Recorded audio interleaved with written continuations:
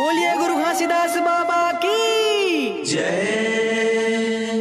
एहो महंगू के लाला महर महर करे सार माँ।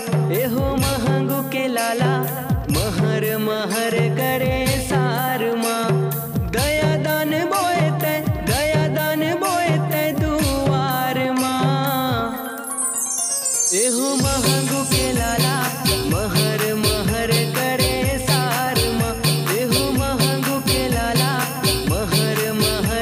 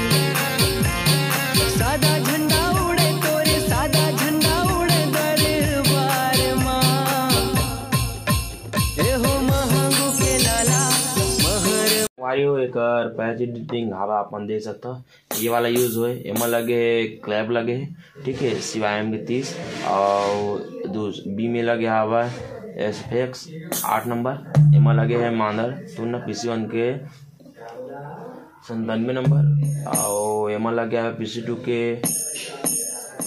सिंगल लगे तो एमा लगे 30 नंबर, एमा लगे PC2 के 47, एमा लगे है ना CMI के 30 नंबर, एमा लगे किक। बस इतने सब हमारी एडिटिंग और कुछ नहीं है, इतना आप आसानी से बना सकते हो। बस तो ये वाला वीडियो बस इतने की अच्छा लगी तो लाइक शेयर चैनल सब्सक्राइब कर दूँ।